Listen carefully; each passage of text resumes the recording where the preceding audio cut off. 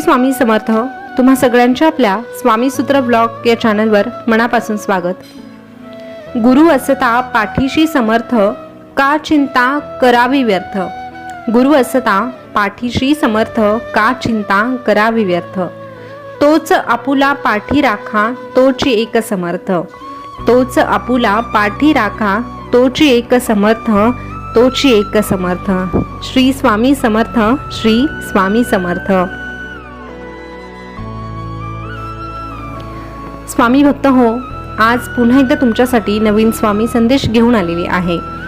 बघा, आजच्या ह्या विज्ञानाच्या युगामध्ये, ह्या कलियुगामध्ये, धावपळीच्या युगामध्ये प्रत्येक जण हा आपापली भविष्याची चिंता करण्यात व्यस्त आहे।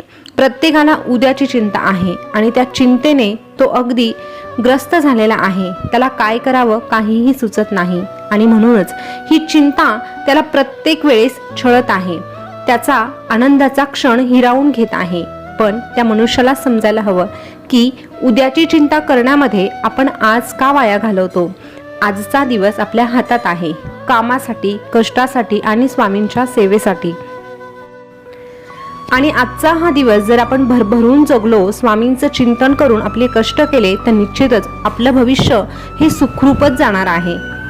परंतु तरीही आपल्याला ही चिंता मात्र सतत भेडसावत असते। म्हणून चिंता करणाऱ्या प्रत्येक व्यक्तीला एकच सांगावंसं वाटतं, चिंता सोडा आणि फक्त स्वामींच्या नामाचं चिंतन करा।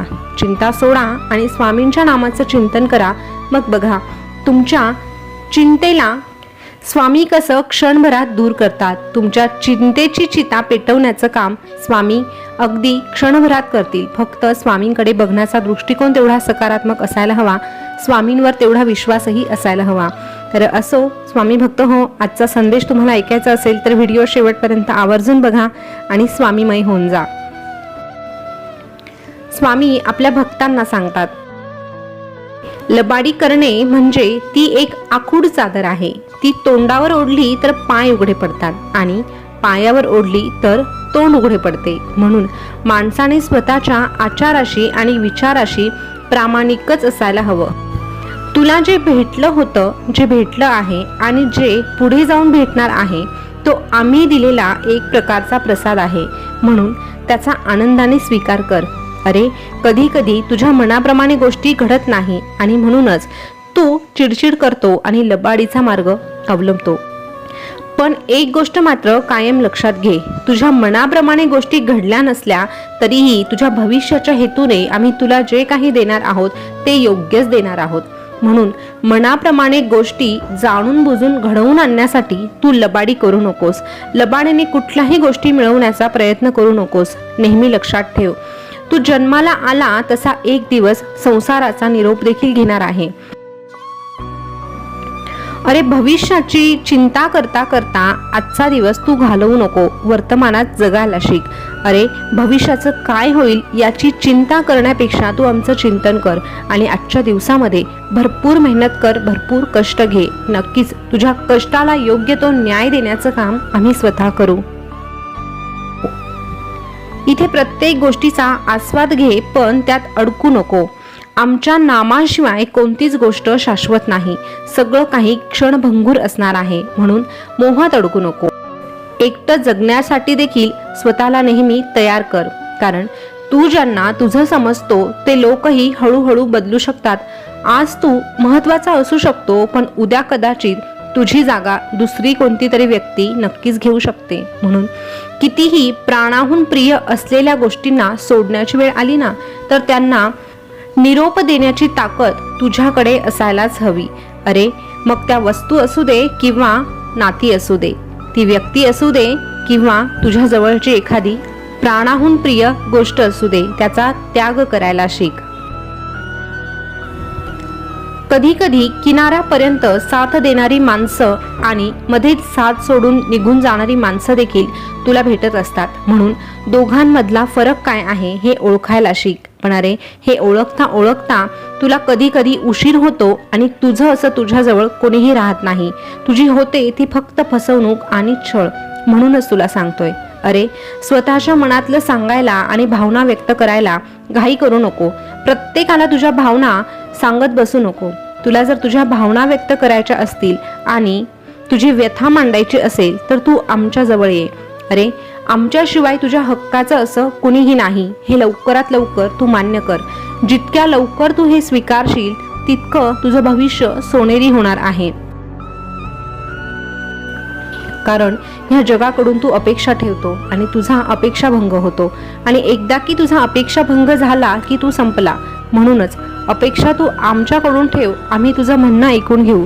तुला होणारा त्रास आम्ही जवळून पाहू आणि त्या त्रासापासून तुझी मुक्तता देखील करू.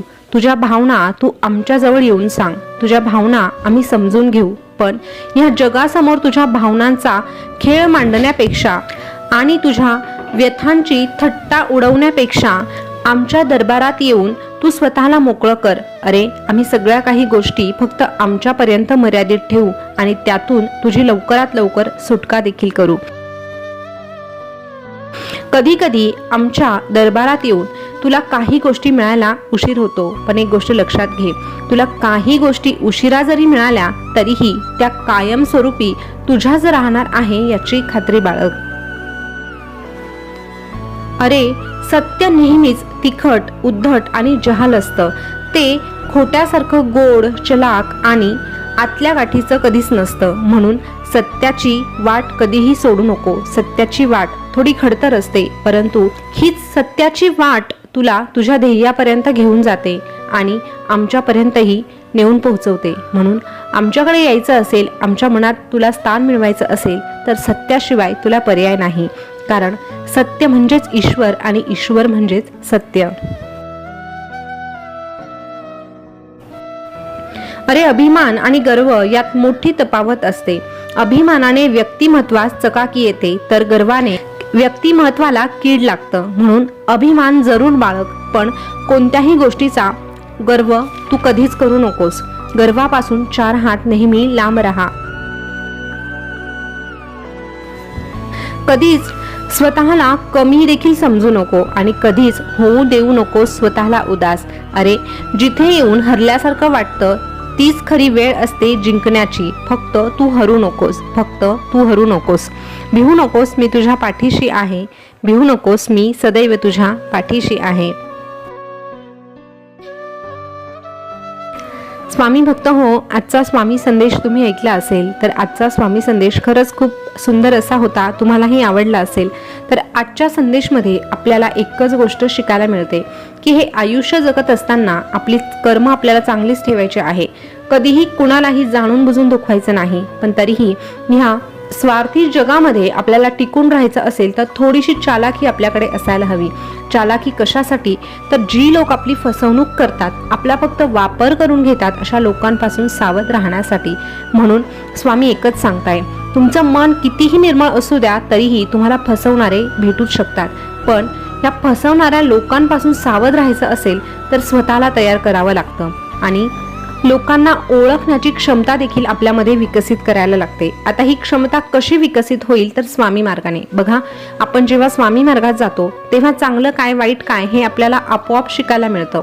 आणि जेव्हा आपण स्वामींचं सतत नामस्मरण करतो, आपल्या मुखावर सतत आपण स्वामी स्वामी म्हणतो, तेव्हा आपोआपच आपल्याकडे एक कवच तयार होतं आणि हे कवच अशा लोकांपासून, वाईट बाधांपासून आपलं संरक्षण करत असतं. म्हणून स्वामी नामाशिवाय आपल्याला पर्याय नाही. स्वामींचं नाम जपत राहा आणि कायमचे स्वामींचेच होऊन जा.